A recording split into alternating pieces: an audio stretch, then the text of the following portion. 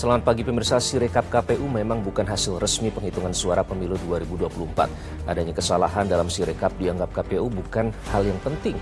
KPU menyebut perbedaan suara antara yang tampil di Sirekap dan angka yang tertera di lembar C hasil plano teridentifikasi di 2.300 lebih tempat pemungutan suara dari 823.000 TPS dalam pemilu 2024 diklaim hanya mencakup 0,64% hitung suara. Namun hal ini membuat masyarakat bingung dan resah. Penghitungan suara hasil pemilu mestinya didukung teknologi canggih. Namun nyatanya begitu mudah dan banyak membuat kekeliruan. Inilah editorial Media Indonesia, edisi Senin 19 Februari 2024 dengan tema Audit Sirekap, Pulihkan Kepercayaan bersama saya Iqbal Himawan. Anda juga bisa berpartisipasi dan berinteraksi melalui telepon interaktif di nomor 021-583-9900. Dan pagi ini sudah hadir bersama saya anggota Dewan Redaksi Media Group Abdul Kohar. Bang Kohar, selamat pagi. Selamat pagi, Iqbal. Ini kita terus memonitor jalannya penghitungan suara, karena sesungguhnya asas keterbukaan itu tadi yang coba untuk dipenuhi dengan Sirekap, tapi ternyata belum amburadul ya ternyata ya sampai saat ini. Ya, jelas amburadul karena kita saksikan sendiri ada perbedaan hitungan antara yang di dokumen C dan penghitungan yang ada di Sirekap. Tiba-tiba misalnya kalau di pemilu legislatif ada suara yang tadinya 10.000 dalam 2 jam berubah menjadi 6.000. Ada yang tadinya 9.000 berubah jadi 7.000. Jadi variasi macam-macam. Tetapi yang pasti ini menunjukkan masalah besar di Sirekap yang berpotensi memantik kecurigaan. Oke, kalau dari kemarin editorial bilang angka-angkanya ajaib gitu ya. Tapi sebelum kita ke sana, Bang Kohar, kita tentu mengucapkan berduka cita kepada teman-teman petugas KPPS dan juga semua yang terlibat karena menjadi korban dari pesta demokrasi kali ini, dan banyak alasannya. Apa yang harus dievaluasi, Bang Kohar, di Pilpres kali ini? Ya, ada 57 ya, sampai hari ini ada 57 petugas KPPS yang meninggal dunia, ratusan diantaranya sakit.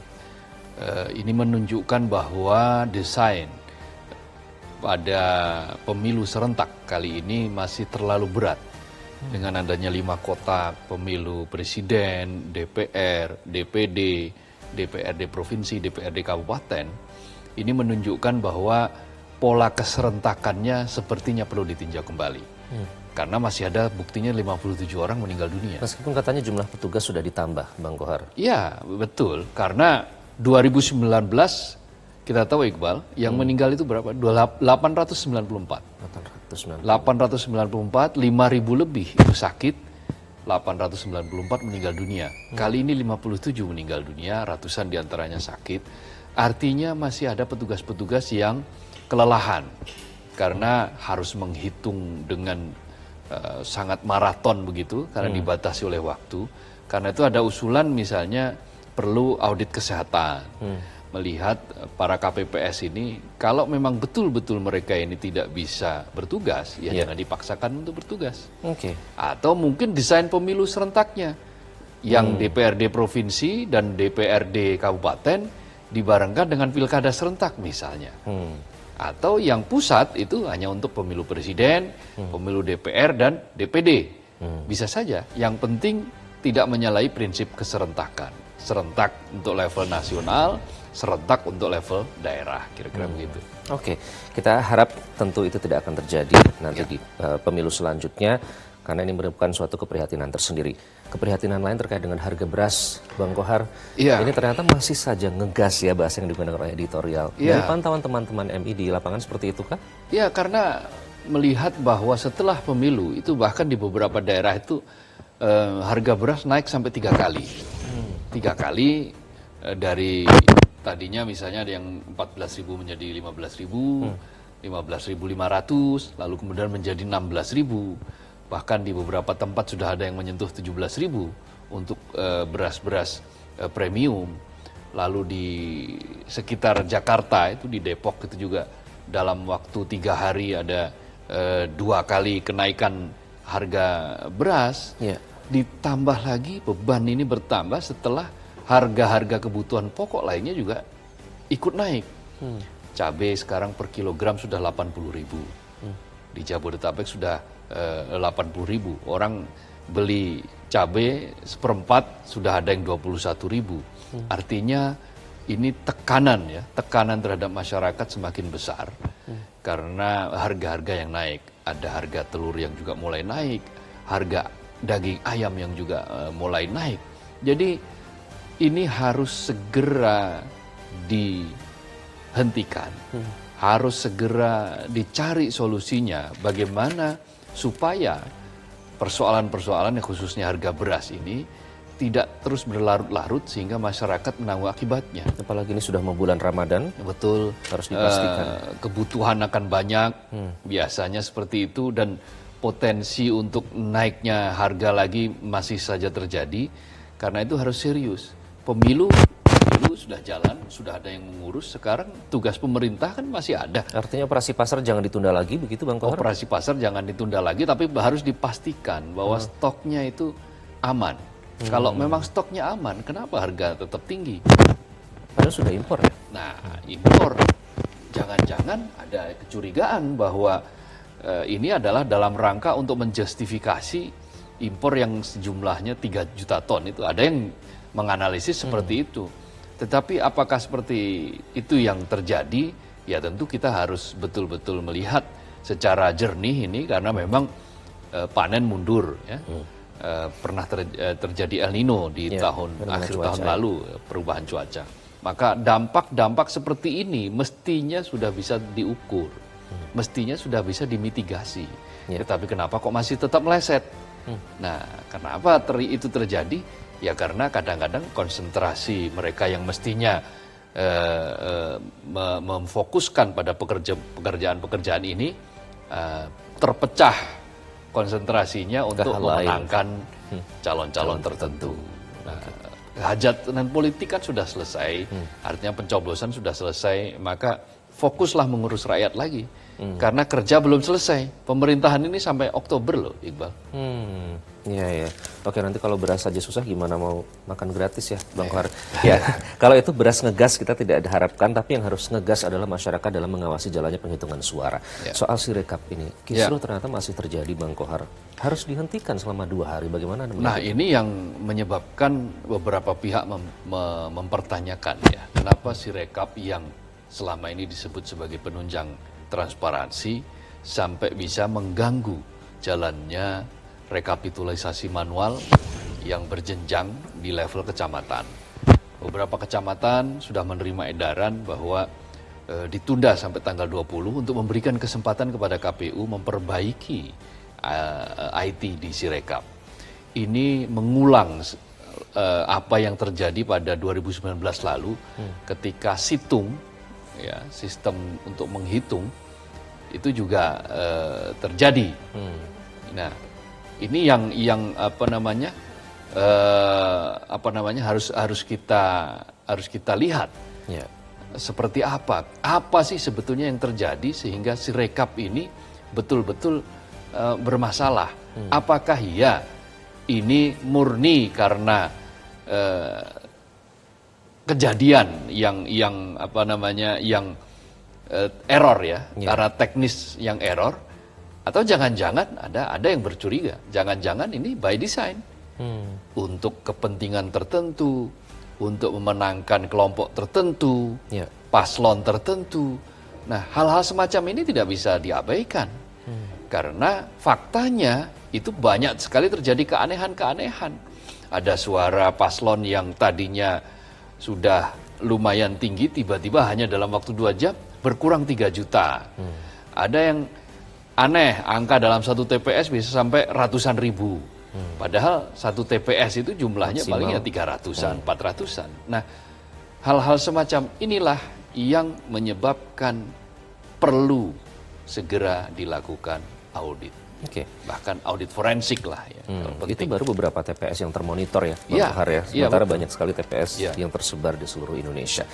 Dan oleh karena itu terkait dengan kepercayaan publik. Itulah yang menjadi topik dalam editorial Media Indonesia kali ini. Pemirsa, kita akan simak bersama audit Sirekap, pulihkan kepercayaan. Selamat menyaksikan.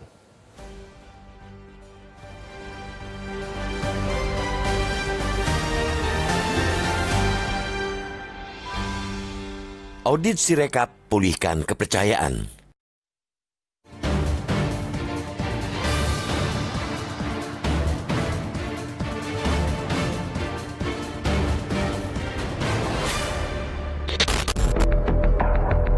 Kisru penghitungan suara lewat input di Sistem Informasi Rekapitulasi atau Sirekap KPU tidak bisa dianggap remeh. Seperti halnya hasil quick count atau hitung cepat, Sirekap memang bukan hasil resmi penghitungan suara pemilu 2024. Pernyataan itu pula yang berulang kali ditekankan penyelenggara pemilu. Seakan-akan problematika di Sirekap bukan hal yang penting alias hal yang sepele. Mereka juga berdalih, kalaupun ada ketidaksinkronan, jumlahnya tidak signifikan. KPU menyebut perbedaan suara antara yang tampil di Sirekap dan angka yang tertera di lembar C hasil plano teridentifikasi di 2.325 tempat pemungutan suara atau TPS. Itu berarti hanya segelintir dari total lebih dari 823.000 TPS dalam pemilu 2024. Kesalahan konversi diklaim hanya mencakup 0,64% item hitung suara. Mereka telah mengabaikan dampak yang ditimbulkan di tengah masyarakat. Sirekap tidak sekadar memunculkan kebingungan, tetapi juga membuat publik resah. Penghitungan suara yang mestinya didukung teknologi canggih ternyata begitu mudah membuat kekeliruan. Wajar pula jika kemudian orang menjadi curiga, jangan-jangan Sirekap memang sengaja dibuat tumpul untuk mengaburkan hasil penghitungan suara. Bukan sesuatu yang terlalu mengada-ada pula bila orang menduga permasalahan Sirekap bagian dari desain besar pemilu curang. Bagaimana bila lembaga-lembaga yang terlibat merupakan bagian dari desain itu? Kelompok masyarakat sipil sudah paham betul betapa pengondisian hasil pemilu sudah dilakukan jauh-jauh hari. Sebagian besar desain besar kecurangan tersebut telah dibeberkan lewat film dokumenter Dirty Vote. Ada penunjukan pejabat kepala daerah yang tidak transparan, kemudian pemekaran provinsi di tanah Papua yang dilakukan secara cepat. Yang paling kontroversial sekaligus memprihatinkan yakni putusan Mahkamah Konstitusi yang memuluskan jalan putra sulung Presiden Joko Widodo menjadi calon wakil presiden. Kini, Kisru Sirekap menyeruak seakan melengkapi kecurigaan desain besar kecurangan pemilu. Sangat mengherankan, suatu sistem informasi yang sudah dirintis sejak 3 pemilu yang lalu masih memuat begitu banyak kelemahan. Permasalahan Sirekap belum termasuk cawe-cawe peretasan yang bisa saja sudah terjadi hanya belum terpergok. Lalu, bagaimana dengan penghitungan manual berjenjang yang begitu panjang yang bakal menjadi hasil resmi pemilu 2024? Proses yang tengah berjalan tersebut sangat rawan disusupi, sebagaimana temuan ribuan kotak suara yang tidak tersegel jelang pelaksanaan pemungutan suara. Ribuan surat suara pemilihan presiden juga ditemukan sudah tercoblos pasangan calon tertentu. Sikap KPU yang belum sangat serius merespons keresahan masyarakat menebalkan kecurigaan sebagian masyarakat akan adanya desain besar kecurangan pemilu. Desakan kepada KPU untuk melakukan audit forensik atas sistem KPU secara keseluruhan terus menguat. Bukan hanya konversi unggahan dokumen C hasil plano yang bermasalah, sistem keamanan Sirekap juga sangat buruk. Sirekap yang menjadi naungan data vital negara ternyata memakai layanan e-cloud. Peladennya berlokasi di Tiongkok, Prancis, dan Singapura. Pemiliknya, penyedia layanan yang berada merupakan bagian dari grup bisnis raksasa Alibaba. Problematika Sirekap tidak boleh dianggap angin lalu. KPU harus bisa memulihkan kepercayaan masyarakat yang mulai goyah terhadap hasil penyelenggaraan pemilu. Kecuali, barangkali KPU tidak merasa perlu karena menghadapi konflik kepentingan yang memaksanya turut dalam genderang desain pemilu curang.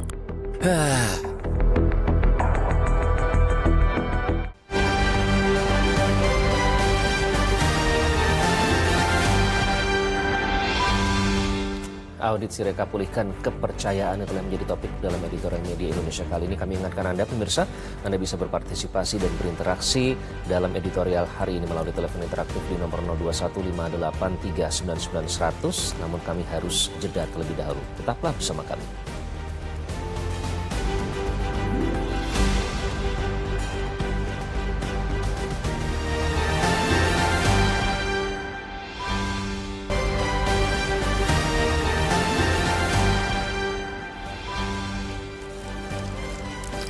Anda kembali di Editorial Media Indonesia, pemirsa. Akuntabilitas dari sistem Sirekap kini dipertanyakan karena terkait dengan kepercayaan publik dalam menentukan legitimasi dari pemilu 2024 kali ini. Dan untuk membahas tema editorial kali ini kita sudah tersambung melalui sambungan telepon dengan Titi Anggreni, dosen pemilu Fakultas Hukum Universitas Indonesia. Mbak Titi, selamat pagi. Selamat pagi, Mas Iqbal. Ya Mbak Titi, soal kisru Sirekap ini sudah berlangsung selama beberapa hari dan terus-menerus kita kritisi. Dan yang terbaru, ini ada instruksi untuk menghentikan sementara penghitungan suara pemilu di tingkat kecamatan hingga 2 hari ke depan. Bagaimana Anda memandang itu, Mbak Titi? Ya, pertama kisru ini wajar terjadi karena kenapa? Masyarakat tahunya Sirekap itu adalah produk resmi dari KPU. Sementara tidak banyak yang tahu bahwa Sirekap sebagai alat bantu transparansi dan mendorong partisipasi masyarakat. Namun ternyata memang juga ada kebijakan berbeda di pemilu 2024. Sirekap bukan hanya sebagai instrumen transparansi, tetapi dia juga menjadi alat bantu proses rekapitulasi di kecamatan, kabupaten kota, provinsi, dan nasional. Jadi basis kecamatan di dalam melakukan rekapitulasi itu adalah sumber data dari Sirekap. Jadi nanti PPK itu akan mengambil data dari Sirekap sebagai basis untuk rekapitulasi di kecamatan. Kalau ada perbedaan data, maka baru akan dilakukan koreksi berdasarkan salinan C hasil yang dimiliki oleh PPK, saksi peserta pemilu dan juga pengawas. Tetapi bisa dibayangkan tidak itu, kisruhnya bagaimana? Kalau misalnya sumber datanya itu yang menjadi bahan Sirekap, angkanya itu sangat berbeda begitu ya. Tadi sudah saya sampaikan, tidak semua sosialisasi itu sampai kepada masyarakat ataupun peserta pemilu. Jadi masyarakat itu tahunya kan produknya KPU.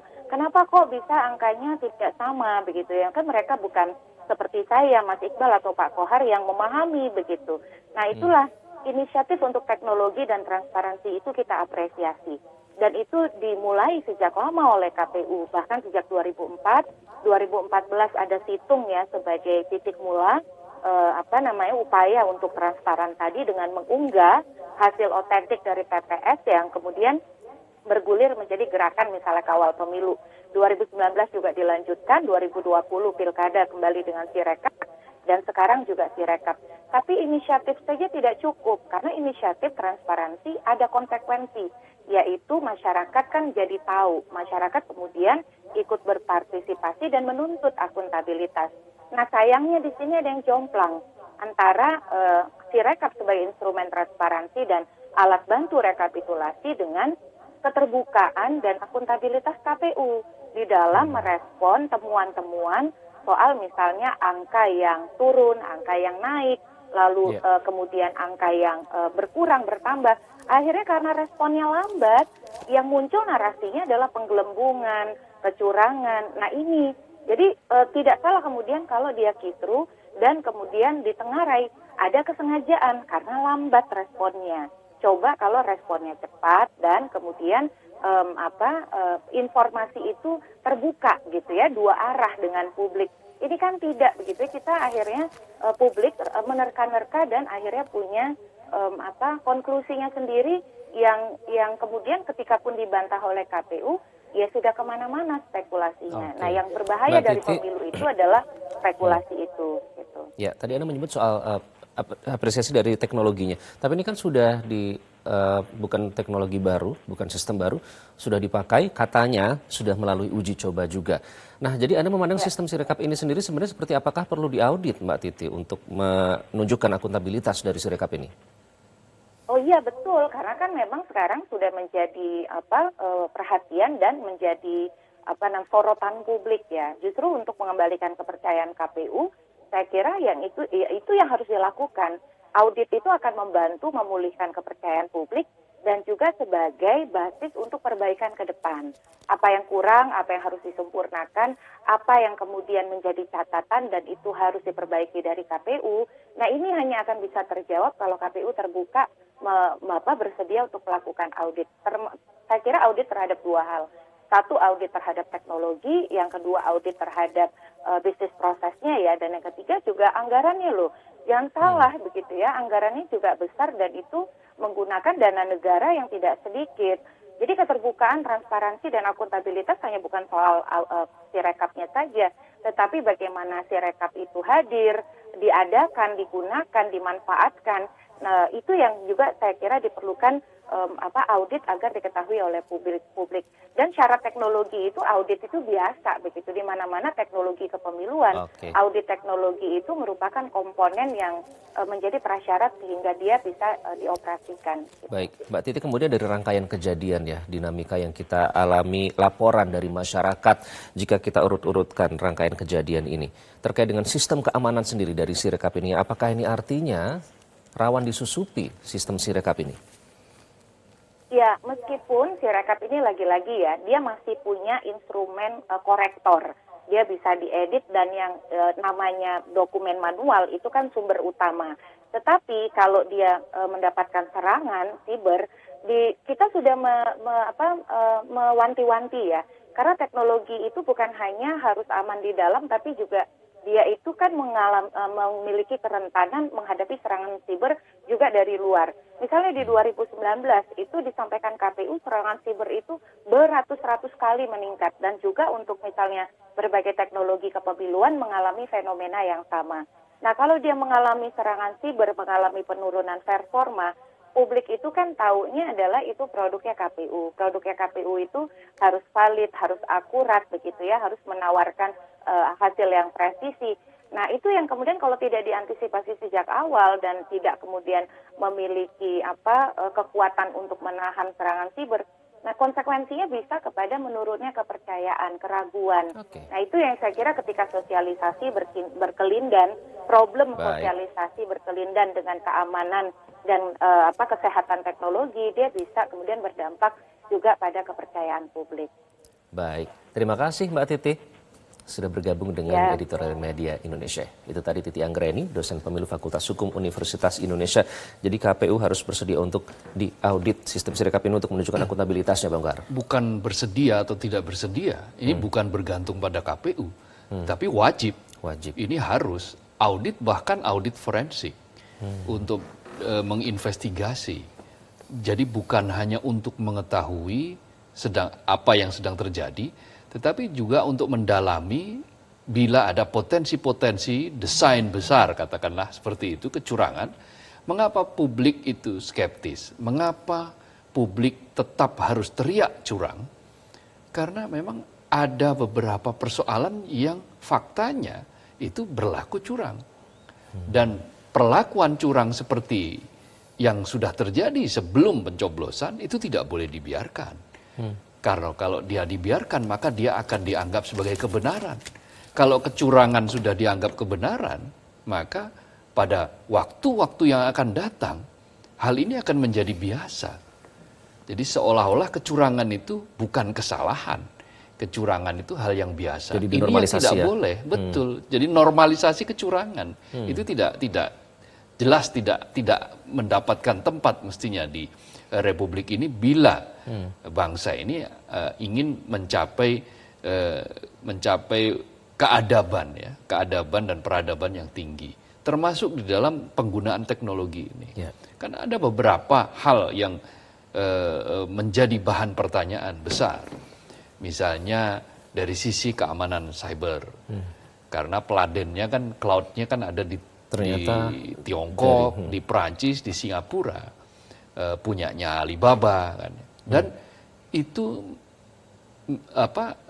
potensi selalu saja ada beberapa hal yang orang karena marah terhadap pengusaha tertentu atau kelompok tertentu di bidang IT, lalu dia akan menyerang dan sebagainya. Sehingga itu kan data vital negara ya, Bang Data Kohar, vital negara ini akan mudah menjadi bahan serangan kalau itu sampai terjadi.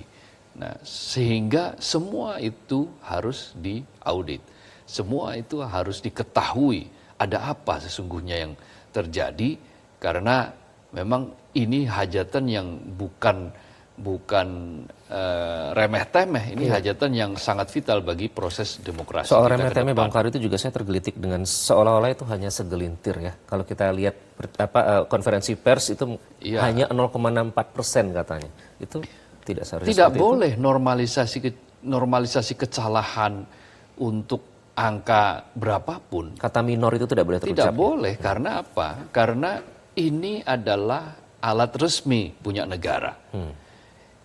Ini adalah sebuah sarana resmi yang digunakan oleh negara, yang penyelenggaranya adalah KPU, wasitnya adalah Bawaslu, yang dalam rangka untuk apa? Transparansi kan katanya.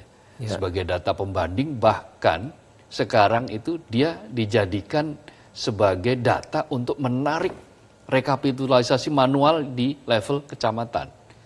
Apabila ada penjumlahan yang salah, baru kemudian dikoreksi. Artinya tidak main-main nih Sirekap, sehingga tidak boleh dipandang sebagai hanya. Beberapa saat yang lalu kan Ketua Bawaslu mengatakan hanya, ini hanya penunjang katanya, ini hanya pembanding. Tidak boleh, tidak bisa. Kalau yang namanya pembanding, maka ya levelingnya mestinya sama. Apapun yang menjadi proses transparansi itu tidak boleh dijalankan dengan main-main. Apapun yang bisa dijadikan sebagai alat untuk legitimasi sebuah proses elektoral itu tidak boleh secuil pun dilaksanakan dengan kesalahan, main-main. Maka tingkat presisinya harus tinggi, karena selisih satu saja itu bisa lain. Bayangkan 50 plus 1, hanya beda satu saja, itu bisa menentukan semuanya. Masa depan. Karena kita menggunakan prinsip 50 plus 1. Oke. Nah, itulah yang perlu dikatakan bahwa ini tidak bisa dikatakan sebagai hanya.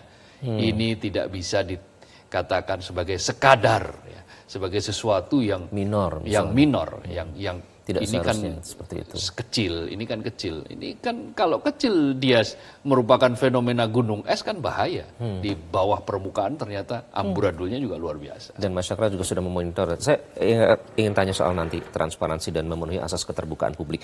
Semangatnya bagus sebenarnya soal itu. Tapi kenyataannya kalau kita melihat banyak peristiwa akhir-akhir ini, apakah ini jadi terkesan lip service semata, karena ternyata malah jadi tidak bisa diandalkan begitu dari sistem Sirekap itu sendiri. Nanti kita akan bahas lebih lanjut usai jeda. Tetaplah bersama kami di Editorial Media Indonesia.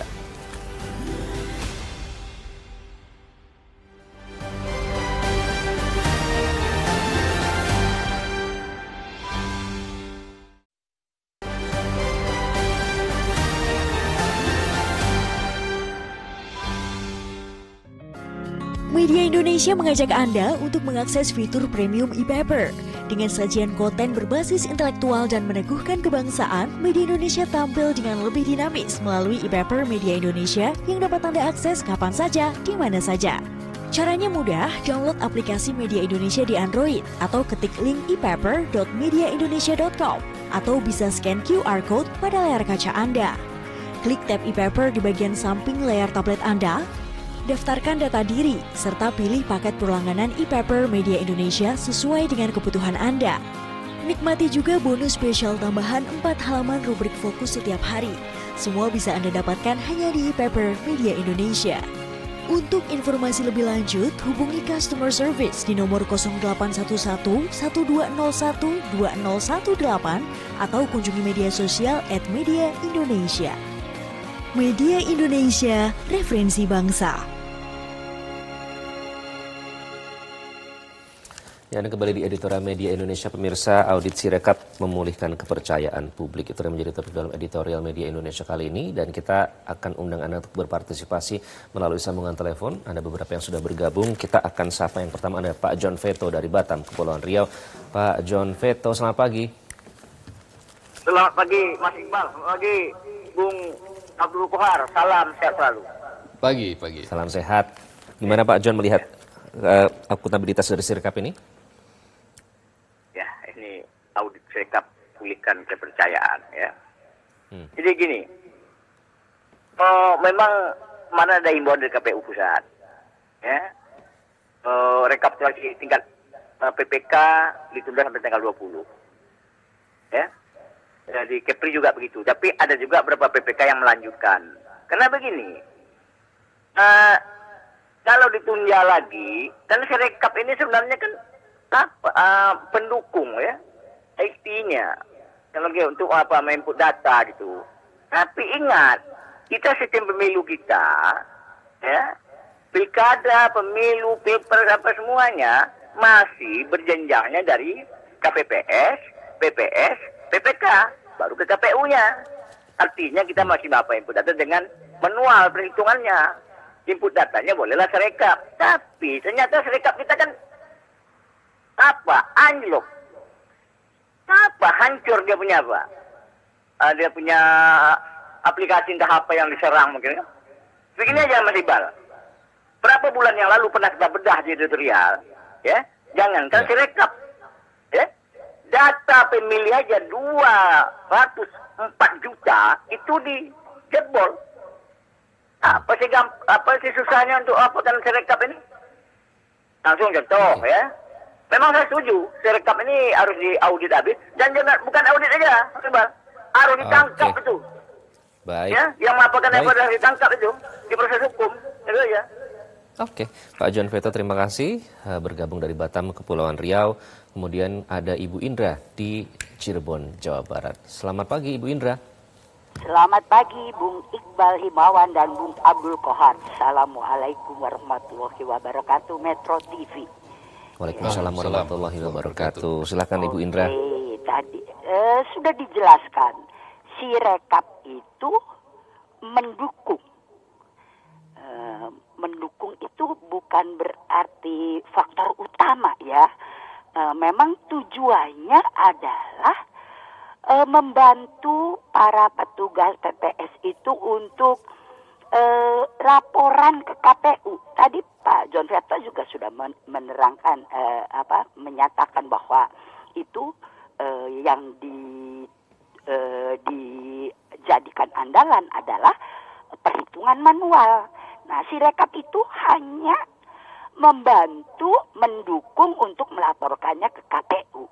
Nah, karena disebutkan juga kan volume kerja para petugas KPPS ini, waduh, bludak. Nah, cuma itulah sulitnya. Kadang belum siap. Apakah aplikasinya, apakah SDM-nya, manusianya, dan situasi lain. Nah, keadaan yang belum siap inilah yang membuat para petugas siapapun itu tidak bisa bekerja dengan indah, menggampangkan. Nah, ini di sini timbul ketidakcocokan. Nah, tapi karena itu hanya alat pendukung, ya sudah dikoreksi karena di beberapa tempat yang memang sudah siap berjalan dengan baik ya bagus. Sementara untuk faktor pembanding, bukankah ada quick count yang berlapis-lapis, yang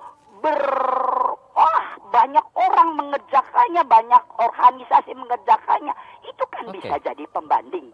Jadi itulah gunanya supaya kita bekerja lebih baik lagi. Terima kasih Bung Iqbal, Bung Kohar. Assalamualaikum warahmatullahi wabarakatuh. Waalaikumsalam warahmatullahi wabarakatuh. Selanjutnya ada Pak Edward di Curug Bengkulu. Pak Edward, selamat pagi. Selamat pagi Bung Iqbal, selamat pagi Bung Kohar. Ya, saya hanya menyoroti begini. Soal hasil, ya sudah sepakat bahwa kita nanti adalah data otentiknya yang laporan yang tertulis ya. Rekap tertulis. Tetapi saya hanya menyoroti satu. Dana sudah dikeluarkan begitu besar untuk sistem rekap suara ini. Itu kok sia-sia kayaknya kalau memang hasilnya tidak maksimal. Tapi harus kita lihat latar belakangnya. Kenapa ini? Apakah seperti yang kata Bung Kohar tadi? Ini ada serangan-serangan siber. Saya ingat bahwa teknologi secanggih apapun di Amerika, Pentagon itu sibernya pernah di hacker oleh orang-orang, entah kemampuan teknologinya mungkin lebih baik. Nah mungkin ini juga ini, atau ini memang kesalahan-kesalahan. Tujuh ada audit investigasi, audit forensik terhadap sistem ini. Kalau ada kesalahan-kesalahan yang unsur kesengajaan, tolong dibawa orang ini sebagai kejahatan rahasia negara gitu loh. Orang-orang yang melakukan kalau unsur kesengajaan. Tapi kalau cuma karena errornya teknologi, ya kita sesalkan kenapa memilih teknologi yang kualitasnya rendah. Seperti yang dikatakan, keamanan harusnya sangat baik untuk ini. Karena nanti ini akan membuat kegaduhan, karena salah penafsiran praduga yang nggak benar. Kita berharap pemilu ini tetap aman, tetap damai. Kita tunggu hasil rekapnya nanti, koreksi dari KPU, dan hasil rekap tertulisnya, otentiknya bagaimana. Terima kasih, Metro TV. Baik, terima kasih Pak Edward. Bang Kohar, di Pentagon juga katanya sistem itu bisa diserang kok. Ya, problemnya begini. Sirekap yang sekarang, itu menurut peraturan KPU nomor 5 tahun 2024, itu dijadikan sebagai instrumen sumber data rekapitulasi penghitungan suara di kecamatan. Artinya dia bukan hanya sebagai penunjang, bukan sebagai semata-mata sebagai penunjang, sebagai alat untuk transparansi, tapi dia juga sumber, instrumen untuk merekap suara di tingkat kecamatan. Nah, kalau dia dijadikan sumber sementara sumbernya amburadul, maka wajar kalau kemudian nanti terjadi kekisruhan-kekisruhan yang mestinya bisa diatasi. Karena itu ini tidak boleh dibiarkan, tidak boleh dianggap remeh, harus dilakukan audit, harus dilakukan investigasi yang mendalam mengapa hal-hal semacam ini selalu saya katakan, karena dalam setiap pemilu ini menjadi isu. Selalu terjadi. Dana sudah keluar banyak, tadi kata Pak Edward, triliunan sudah digunakan untuk memakai sistem ini, yang katanya juga sudah melalui sebuah uji coba, tetapi hasilnya kok seperti ini, mengapa? Jadi sangat-sangat aneh apabila misalnya ada, ini real, coba diteliti di Sirekap itu, suara, kita jangan hanya fokus pada presiden, tetapi pemilu legislatif itu juga harus dipelototi, dicermati. Ada seorang calon itu yang tadinya sudah mendapatkan 10.200. Saya pernah ngecek gitu. Tetapi itu siang ya, jam 12 di siang. Sirekap ya? Di Sirekap. Oke. 10.200. Tetapi sorenya itu tiba-tiba menjadi 6.700. Ini yang benar yang mana? Kok bisa turun gitu kok ya? bisa turun? Dan jumlahnya Mengapa? cukup banyak. Nah, apakah Sirekap gagal dalam kan menggunakan AI ini? Teknologi AI. Menggunakan teknologi AI, gagal untuk menangkap foto yang agak buram misalnya, foto Konversi dokumen jadi data numerik katanya. Foto dari dokumen C1 yang plano itu yang di TPS itu. Ya. Nah, itu kan bisa diunggah. Karena itu kalau kita ingin lebih teliti, maka ya tetap buka Sirekap, tapi tolong download itu.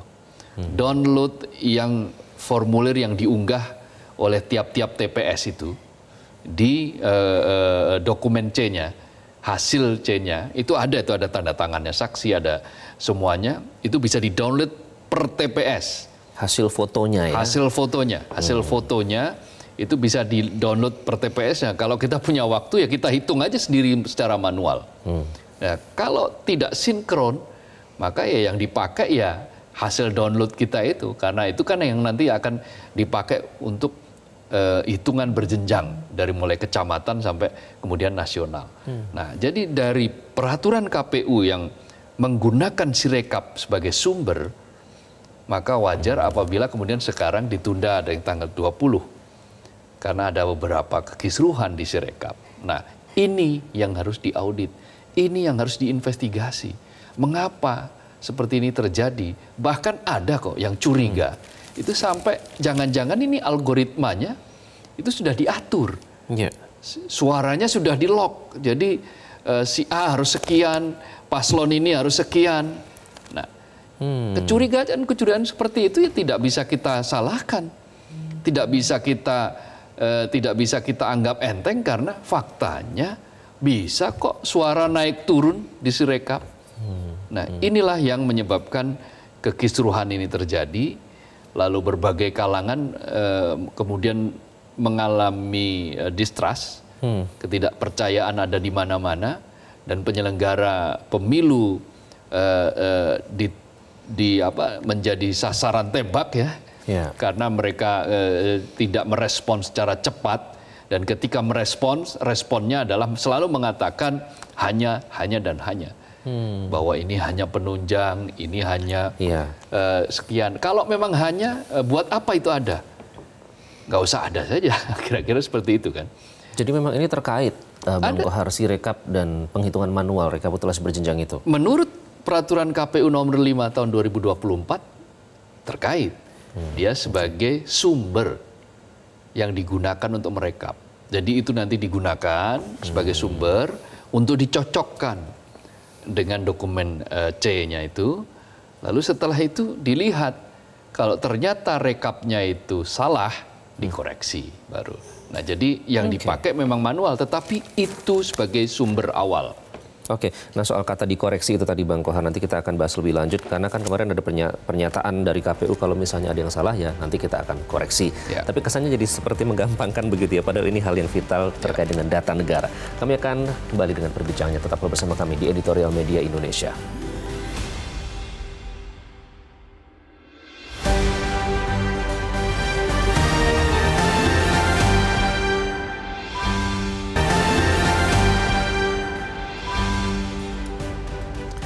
Anda kembali di Editorial Media Indonesia, pemirsa, terkait dengan audit Sirekap yang diharapkan bisa memulihkan kepercayaan. Bang Kohar, kalau kita mendengar kata tadi juga Bu Indra menyatakan ini harus dikoreksi. Tapi pernyataan ya itu kan nanti bisa dikoreksi, apakah itu bukan terkesan menggampangkan ya? Inilah kenapa martabat demokrasi kita tidak pernah naik kelas.